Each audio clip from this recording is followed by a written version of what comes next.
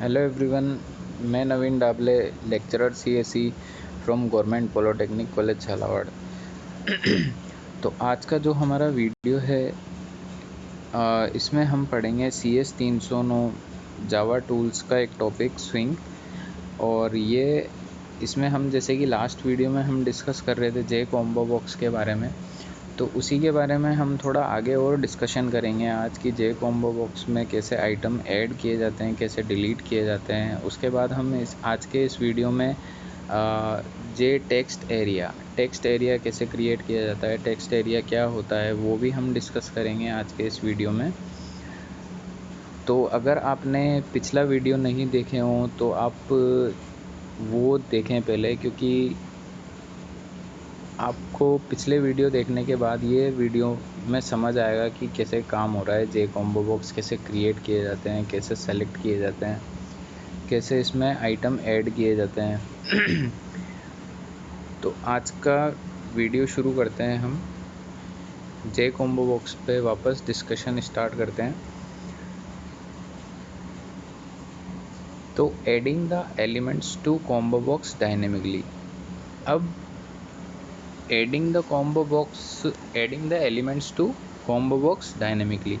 अब इसका क्या मतलब है कि हम कॉम्बो बॉक्स के अंदर एलिमेंट्स ऐड कर रहे हैं रन टाइम पर। डायनेमिकली मतलब होता है हमारा रन टाइम पर जब हम कुछ भी चीज़ करते हैं तो वो हमारा होता है डायनेमिकली। तो जब हम रन टाइम पे कैसे इसके अंदर हमारा कॉम्बो बॉक्स के अंदर हमारी चॉइसेस ऐड कर सकते हैं या उसको रिमूव कर सकते हैं, ये हम देखेंगे। तो जैसे कि यहाँ पर आपको वापस एक फ्रेम क्रिएट किया, J frame equal to new J frame, और इसमें मेरा टाइटल है my combo box. Frame dot set visible, तो मैंने फ्रेम की विजिबिलिटी ट्रू कर दी। इसके बाद frame dot set default close operation, हमारा ये जब क्लोज बटन के ऊपर क्लिक करेंगे तो हमारा प्रोग्राम बंद हो जाएगा। फ्रेम डॉट सेट बाउंड्स, तो जो हमारा फ्रेम है उसकी हमने लोकेशन और साइज स्पेसिफाई कर दी। 200 तो लेफ़्ट से और 100 पिक्सल टॉप से, तो ये हमारा फ्रेम का लोकेशन है। और हमारे फ्रेम की विड्थ है 600 पिक्सल्स और 500 पिक्सल्स हाइट है इसकी। इसके बाद हमने ये कंटेनर क्रिएट किया और frame dot get content pane, तो ये हमें जिस कंटेंट पेन में हमारा फ्रेम है उसका एक ऑब्जेक्ट आएगा और वो हमारा सेव हो जाएगा कंटेनर के ऑब्जेक्ट में। तो हमें पता चल जाएगा कि हमारा जो फ्रेम है वो किस कंटेंट पेन में है। तो container dot set layout equal to null, तो ये हमने हमारे कंटेनर का लेआउट सेट कर दिया नल। इसके बाद हमने ये चॉइसेस स्पेसिफाई कर दी, जैसा कि हमने अभी पिछले वीडियो में देखा था कि यहाँ पर हमने एक एरे बनाया है ABCD, इसको इनिशलाइज कर दिया हमने, और यही हमारे कॉम्बो बॉक्स में चॉइसेस थी। तो हम यहाँ पर एक कॉम्बो बॉक्स क्रिएट कर रहे हैं, जैसा कि ऊपर हमने देखा था इस स्टैटिक बनाया था हमने कॉम्बो बॉक्स के ऑब्जेक्ट को। तो यहाँ पर CB1 जो है ये है हमारा कॉम्बो बॉक्स और equal to new J combo box, और इसके अंदर हमने पास कर दिया ये एरे। तो ये एरे जो है हमारा ये है चॉइसेस। इसके बाद हमने ये इस कॉम्बो बॉक्स की लोकेशन और साइज स्पेसिफाई कर दी सेट बाउंड्स मेथड यूज़ करते हुए, और CB1 dot set editable true. तो यहाँ पर हमने हमारे कॉम्बो बॉक्स को एडिटेबल कर रखा है। अभी हमारा कॉम्बो बॉक्स के अंदर अगर हम कोई चॉइस लिखते हैं तो वो हमें ऑटोमेटिक सेलेक्ट हो जाएगी। इसके बाद है CB1 डॉट ऐड आइटम। तो यहाँ पर CB1 डॉट ऐड आइटम जो है ये हमारा क्या करता है, ऐड आइटम जो फंक्शन है हमारा, ये हमारे कॉम्बो बॉक्स में चॉइस ऐड करता है। जैसे कि यहाँ पर लिख रहा है जो कि टॉपिक है adding the elements to combo box dynamically, तो ये ऐड करेगा इसके बाद हम 2 आइटम ऐड कर रहे हैं। इसके बाद इसको सेव करने के बाद जब हम इसको एग्जीक्यूट करेंगे तो हमारे आप देख रहे हैं कि जो आउटपुट है हमारा उसके अंदर हमें ये जो कंटेंट्स हैं E और F, जो चॉइसेस थी हमारी E और F, तो ये ऐड आइटम मेथड से हमारे कॉम्बो बॉक्स के अंदर ऐड हो चुकी है। यहाँ पर जो हमने ये मेथड यूज़ किया है cb1 डॉट ऐड आइटम, तो कॉम्बो बॉक्स के अंदर इसने 2 चॉइसेस ऐड कर दी, ई और एफ।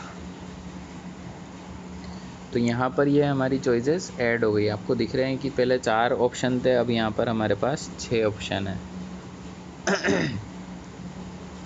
ऐसे ही removing elements from combo box dynamically, तो आप मतलब जैसे चॉइस ऐड कर सकते हैं वैसे ही आप चॉइस रिमूव भी कर सकते हैं अपने कॉम्बो बॉक्स से। तो जैसे कि यहाँ पर आपके ऐड आइटम मेथड था चॉइसेस ऐड करने के लिए, वैसे ही हमारा एक फंक्शन और है रिमूव आइटम। तो जो रिमूव आइटम हमारा फंक्शन है, ये हमारा जो चॉइस हम इसके अंदर देंगे कि हमें कौन सा ऑप्शन डिलीट करना है कॉम्बो बॉक्स से, वो ये ऑटोमेटिक हटा देगा। तो cb1 डॉट रिमूव आइटम और मैंने यहाँ पर पास कर दिया d, और cb1 डॉट रिमूव आइटम और मैंने सेकंड चॉइस पास कर दी a। तो अब ये दोनों जो आइटम है ये हमारे कॉम्बो बॉक्स से डिलीट हो जाने चाहिए। तो हम देखते हैं इसको सेव करने के बाद जब एग्जीक्यूट करेंगे तो हम देख रहे हैं कि यहाँ पर a और d दोनों ही डिलीट हो चुके हैं।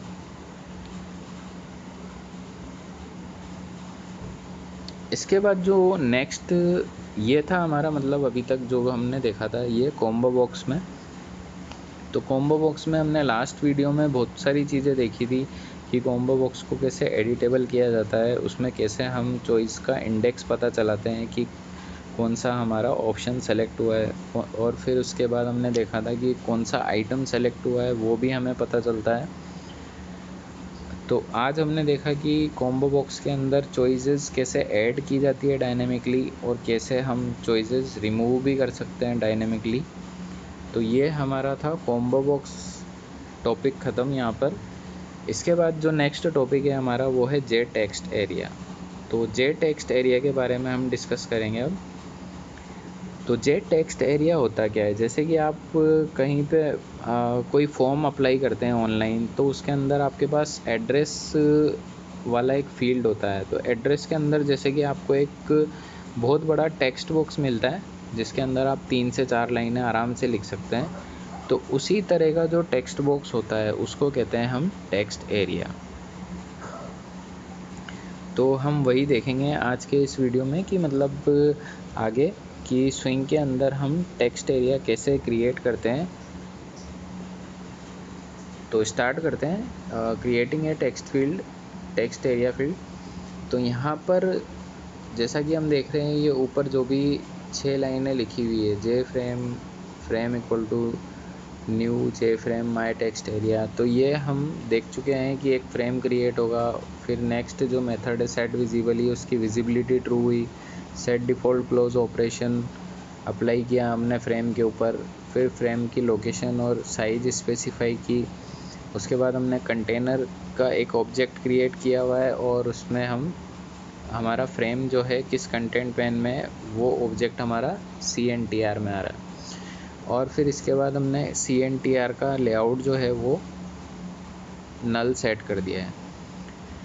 अब जो मेनली हमारा जे टेक्स्ट एरिया, ये हमारी जे टेक्स्ट एरिया जो है ये है हमारी क्लास।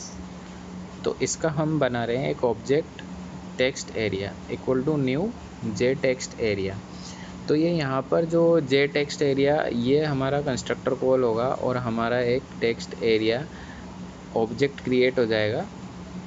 और यहाँ पर हम टेक्स्ट एरिया की लोकेशन और साइज स्पेसिफाई कर रहे हैं कि जो हमारा 100 पिक्सल तो लेफ़्ट से टेक्स्ट एरिया क्रिएट होना चाहिए और टॉप से 50 पिक्सल के बाद मेरा टेक्स्ट एरिया क्रिएट होना चाहिए। यहाँ पर विड्थ और हाइट स्पेसिफाई कर दी कि 200 इसकी विड्थ होनी चाहिए और 200 इसकी हाइट होनी चाहिए।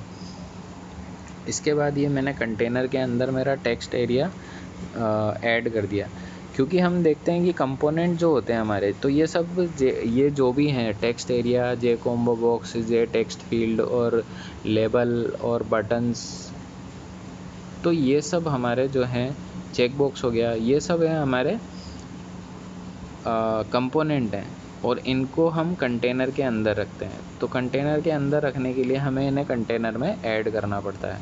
तो यहाँ पर हमने टेक्स्ट एरिया को हमारे कंटेनर के अंदर ऐड कर दिया है। तो जब हम इसको सेव करने के बाद एग्जीक्यूट करते हैं तो हम देखते हैं इस तरह का एक आउटपुट मिलता है हमें। यहाँ पर ऊपर हमें ये जो फ्रेम है इसका टाइटल मिल गया माय टेक्स्ट एरिया, और इसमें हमारा ये एक टेक्स्ट एरिया फील्ड क्रिएट हो गया। अभी इसके अंदर हम बहुत सारी मतलब 3 से 4 लाइनें यहाँ आराम से लिख सकते हैं। तो ये होता है हमारा टेक्स्ट एरिया। इसके बाद हम फ़ॉन्ट भी सेट कर सकते हैं कि जो हमारे टेक्स्ट एरिया के अंदर हम टेक्स्ट टाइप करेंगे वो किस टाइप का होना चाहिए, मतलब कौन सी फ़ॉन्ट फैमिली को बिलोंग करना चाहिए, क्या फ़ॉन्ट साइज़ होना चाहिए उसका, और क्या मतलब किस तरह का फ़ॉन्ट उसके अंदर फ़ॉन्ट वेरिएंट क्या होना चाहिए। तो वो भी हम यहाँ पर सेट कर सकते हैं। जैसे कि यहाँ पर हम क्या वही करना है, हमें फ़ॉन्ट क्लास का एक ऑब्जेक्ट बनाना है। तो यहाँ पर हमने बनाया font F equal to new font, और इसके अंदर हमें 3 पैरामीटर पास करने होते हैं जैसा कि हम अब तक देखते हैं। तो पहला होता है हमारा फ़ॉन्ट फैमिली, जो कि आप कोई सी भी फैमिली इसके यहाँ पर दे सकते हैं, एरियल, अरेबिक और टाइम्स न्यू रोमन, और भी बहुत सारी जो मतलब आप एडिटर जैसे माइक्रोसॉफ्ट वर्ड है उसके अंदर आप देख सकते हैं कि कौन कितनी अलग अलग तरह की फैमिली फ़ॉन्ट फैमिली है, कैम्ब्रियो, कैम्ब्रिक और इस तरह से। तो वो आप कोई सी भी फ़ॉन्ट फैमिली यहाँ पर अप्लाई कर सकते हैं।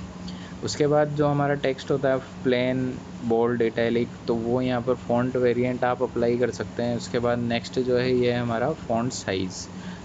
तो ये हमारा फ़ॉन्ट किस साइज़ का दिखना चाहिए वो है।